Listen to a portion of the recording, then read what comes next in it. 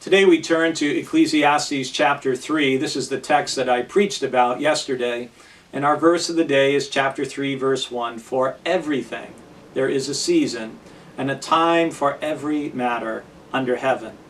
And I encourage you to take some time to just quietly read and reflect on verses 1 through 8. And look at all those different times of life, those different seasons of life that are listed there. To plant and to pluck up what is planted, to break down and to build up, to weep and laugh, to mourn and dance, etc. Look at all of those different times and try to identify for yourself and pray and ask God to give you wisdom and discernment. What season am I in? For some of you, you may feel like I'm in a time when I need to throw away. I need to release and let go of things. I need to scatter things. Some others of you may feel like, this is a time I need to build up. Some of you may say it's a time to mourn as you're grieving the loss of a loved one, as several of our members have lost dear spouses and members of their family.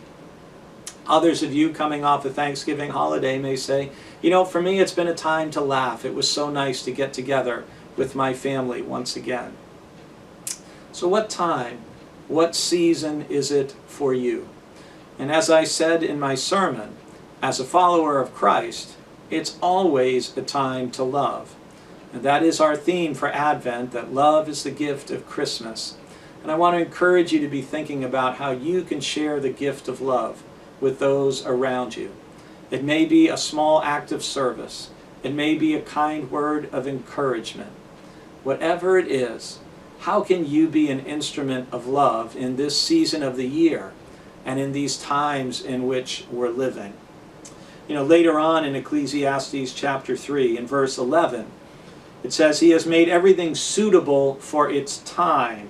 Moreover, He has put a sense of past and future into their minds, yet they cannot find out what God has done from the beginning to the end. And part of what Ecclesiastes is hinting at or alluding to is there is a mystery to God's ways that we will never understand. And as I've often said around things of suffering and trying to discern what is going on, why would God allow whatever it is to happen, that asking the question of what is more helpful than asking the question of why. What can I do to be an instrument of God's love and grace and mercy in these days as we prepare our hearts in the coming weeks for the ultimate gift of love, that of God's Son, Jesus Christ.